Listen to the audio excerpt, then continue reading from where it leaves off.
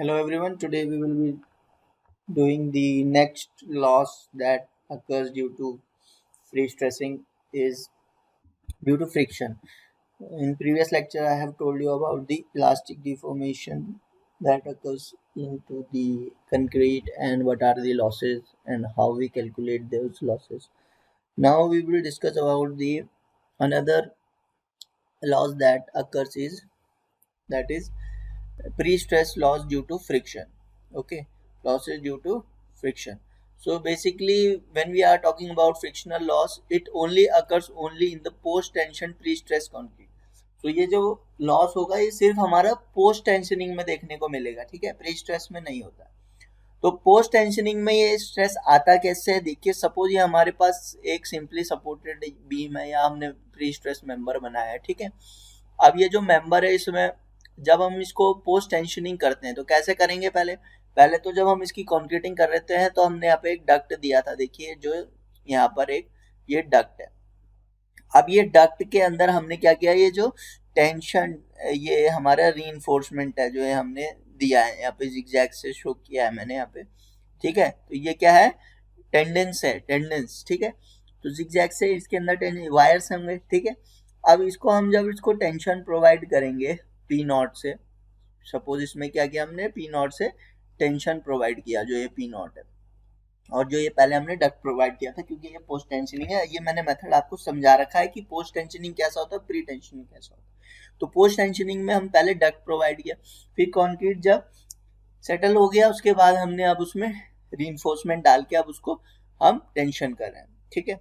अब जब लॉस कैसे होगा, loss due to friction occurs between the tendons and its surface. अब जब हम इसको टेंशन प्रोवाइड कर रहे हैं तो जो ये टेंडेंस है और इस टेंडेंस के बीच में ये जो डक्ट है हमारा, ठीक है, ये डक्ट है। अब इसके अंदर जो ये टेंडेंस रहेंगे जिगजैग, ये एकदम स्ट्रेट तो रहेंगे ही नहीं, जब हम पहले इसमें इंसर्ट करेंगे इसको तो क्या होगा, जैसे ही हम इसको टेंशन प्रोवाइड करना शुरू करेंगे तो ये सरफेस से क्या करेगा, फ्रिक्शन प्रोड्यूस करेगा, उससे क्या कुछ लॉसेस प्रोड्यूस होंगे। उसको कैसे निकालते हैं, the friction loss has two kinds of effect. अब जो ये लॉसेस होंगे इसमें वो दो तरह से होते हैं, एक लेंथ इफेक्ट से होगा कि जैसे जैसे लेंथ हमारी इंक्रीज होती जाएगी उस हिसाब से हमारा लॉसेस भी बढ़ते जाएंगे, और दूसरा हमारा होता है कर्वेचर इफेक्ट, ठीक है। कर्वेचर इफेक्ट में ये हमारा अगर ये पैराबोलिक है, स्ट्रेट है, तो ये किस चीज़ों पे डिपेंड करता है, पैराबोलिक है तो मतलब इनिशियल जहाँ से हम इसको टेंशन प्रोवाइड कर रहे हैं, दूसरा मैक्सिमम हमारा टेंशन कहाँ पे आएगी, मैक्सिमम हमारा लॉस कहाँ पे हो सकता है, तो वो पॉइंट से हम देखते हैं रेफरेंस, वो आगे अभी समझाता हूँ। तो दो इफेक्ट कौन कौन से, एक लेंथ इफेक्ट है और एक कर्वेचर इफेक्ट, ठीक है। तो लेंथ इफेक्ट को जो हम कैलकुलेट करते हैं, पहली बार जो भी हम प्री स्ट्रेस की बात करते हैं वो हम कैलकुलेट करेंगे IS 1343 से, ठीक है, ये मिल जाएगा 2012। IS 1343 में अगर हम जब डिजाइनिंग करेंगे तो यही कोड यूज करेंगे, जब हमारे को इन चीजें की वैल्यू देखनी होगी तो हम ये कोड यूज करेंगे IS 13432012। आप लोग इस कोड को डाउनलोड करिए और इसमें भी आप ये कॉन्सेप्ट, ये लॉसेज और डिजाइनिंग कैसे करते हैं, ये चीज आपको स्टेप्स इसमें मिल जाएंगे, ठीक है। तो जो लेंथ का इफेक्ट है as per Indian standard code IS 1343 उसमें गिवन है, अगर हम किसी सेक्शन X पे अगर हम प्री स्ट्रेस लॉस निकाल रहे हैं, तो सपोज मैंने क्या किया, यहाँ पे कोई सेक्शन कट किया XX पे, ठीक है, मेरे को यहाँ पे लॉस निकालना है, तो PX is equal to P nought, P nought क्या है, इनिशियल प्री स्ट्रेसिंग फोर्स जो हम प्रोवाइड कर रहे हैं, E to the power minus mu alpha, ठीक है, ये कर्वेचर के लिए हो गया। और जब हम बात करेंगे लेंथ की तो P नॉट डॉट E की पावर माइनस KX। अब ये K क्या है, म्यू क्या है, अल्फा क्या है, ये आगे देखते हैं अभी।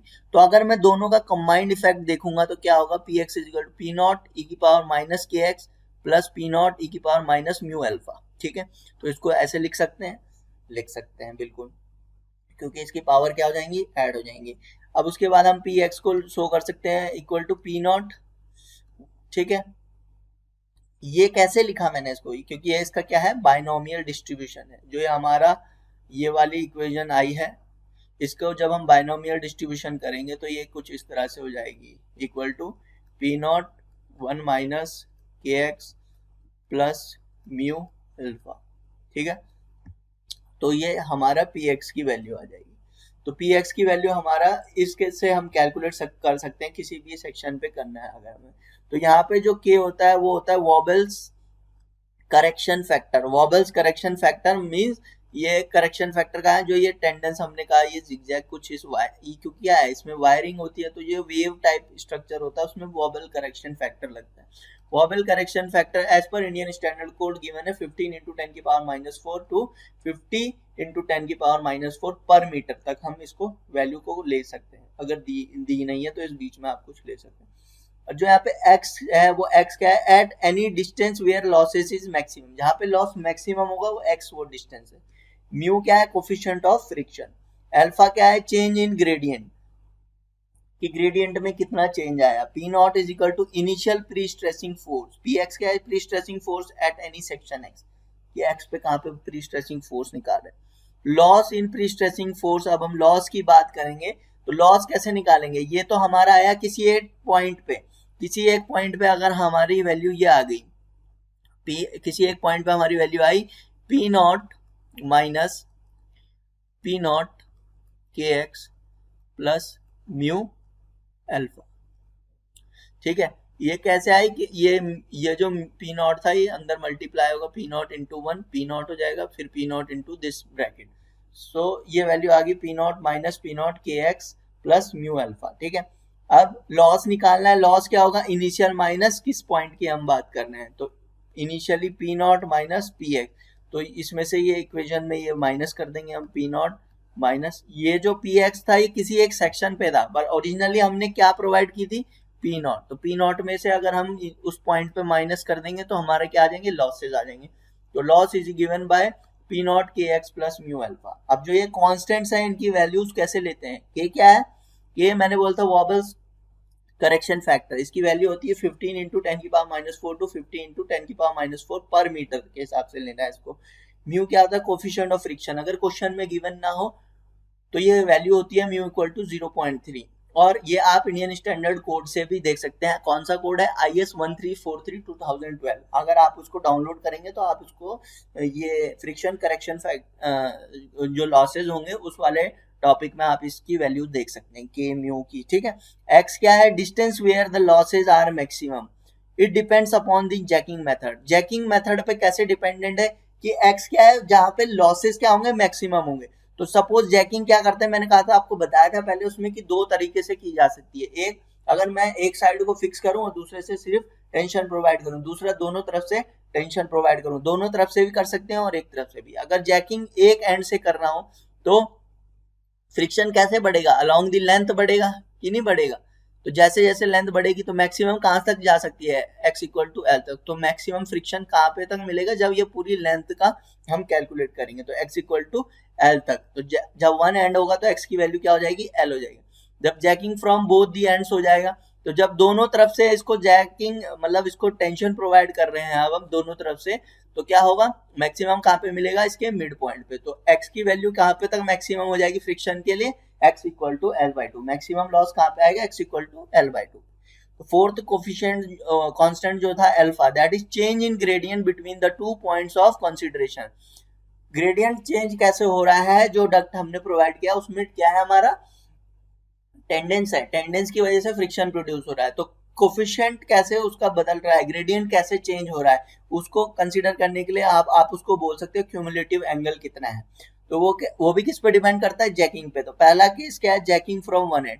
जब एक तरफ से हम जैकिंग कर रहे हैं, देखिए एक एंड से दूसरे एंड पे यहाँ पे फिक्स कर दिया है, तो हमारा मैंने बोला था आपको पहला पॉइंट क्या है, पहला पॉइंट जहाँ पे इनिशियली यहाँ पे बोला गया है gradient between two points of consideration. तो कहाँ पे कंसीडर करेगा, जहां पे आप इनिशियल फोर्स प्रोवाइड कर रहे हो, और दूसरा पॉइंट जहां पे मैक्सिमम होगा आपका फ्रिक्शन लॉस। तो मैक्सिमम कैसे होगा, ये मैंने आपको पहले डिपेंड बता दिया, एक्स कहाँ पे होगा, जब एक्स की वैल्यू एल होगी। तो एल कहाँ पे होगी, ये वन एंड के लिए था, तो एक्स की वैल्यू जब x इक्वल टू यहाँ पे तक l पे x इक्वल टू l हो जाएगा तो वहां पे मैक्सिमम होगा। तो दूसरा पॉइंट ये हो गया, पहला पॉइंट ये हो गया, ठीक है। तो इससे मैंने एक टेंजेंट ड्रॉ किया और एक टेंजेंट इससे ड्रॉ किया दूसरे पॉइंट से। तो अगर ये थीटा है तो ये भी थीटा होगा, तो ये एक्सटीरियर एंगल क्या हो जाएगा, alpha equal to theta plus theta, ठीक है। तो यहाँ पे थीटा की वैल्यू हमें कैलकुलेट करनी है, late it B dy by dx, ठीक है। तो जब ये पैराबोलिक शेप में है तो यहाँ पे मैंने आपको बताया था y की वैल्यू क्या होती है 4ex upon l minus x upon L square, ठीक है। ये हमने ऑलरेडी डिस्कस कर चुके हैं इसको, ठीक है। तो जब ये 4ex upon L square into L minus x हो गया, तो जब इसका dy बाई dx करेंगे तो क्या हो जाएगा 4e upon L square L minus 2x, ठीक है। अब ये आ गया, इसको हम इक्वल टू लिख सकते हैं टेन थीटा। तो टेन थीटा बहुत ही स्मॉल वैल्यू होगी, तो let it be theta, theta equal to कितना हो जाएगा हमारा 4e upon L square L minus 2x। और यहाँ पे हम लग सकते हैं पहला केस ये क्या है वन एंड, तो x इक्वल टू एल, तो यहाँ पे x की वैल्यू अगर l रखेंगे तो क्या आ जाएगा l माइनस 2l, तो ये आ जाएगा theta will be equal to minus 4e upon L. तो नेगेटिव साइन जो है यहाँ पे ये शो करता है कि इट इज, ये कौन से डायरेक्शन में है थीटा हमारा, ठीक है। बाकी हमें मैग्नीट्यूड से मतलब है, तो थीटा की वैल्यू कितनी आई 4e अपॉन एल, ठीक है।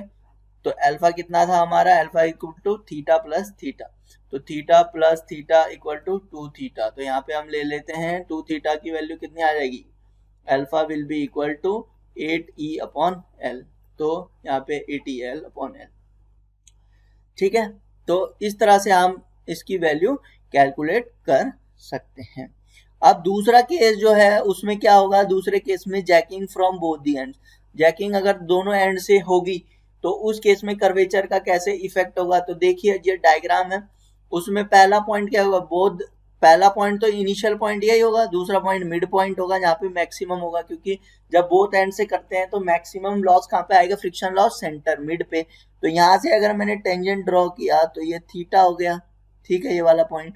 बट यहाँ से करूंगा तो ये वाला थीटा क्या हो जाएगा, यहाँ पे से जीरो हो जाएगा, थीटा इक्वल टू जीरो। तो जो यहाँ पे अल्फा की वैल्यू होगी होगी थीटा प्लस थीटा ही होगी, पर ये जो वाला जो थीटा है ये x इक्वल टू जीरो पे होगा, और ये वाला थीटा जो है ये x equal to L by 2 पे होगा। तो इस तरह से जब हम यहाँ पे कॉन्सेप्ट लगाएंगे स्लोप का, डिफ्रेंशिएट करेंगे। अब मैंने क्या किया, theta equal to dy by dx क्या हो जाएगा 4e upon L square L minus 2x, इसका इक्वल टू टेन थीटा। तो थीटा की वैल्यू कितनी आ जाएगी 4e upon L square L minus 2x। तो इस तरह से हम x की वैल्यू पे यहाँ पे रखेंगे l बाई 2, क्योंकि यहाँ पे क्या है checking from both the end. So theta equal to क्या आ जाएगा 4e upon L square L minus L, ठीक है। तो यहाँ से थीटा इक्वल टू जीरो आ गया, तो एक के लिए हमारे आ गया theta equal to zero. But जब x इक्वल टू जीरो होगा तो वहां पे थीटा की वैल्यू कितनी हो जाएगी 4e अपॉन एल। तो यहाँ पे अल्फा की वैल्यू क्या आएगी थीटा प्लस थीटा, तो यहाँ पे आ जाएगा 4e upon L plus zero, ठीक है, अपॉन जीरो।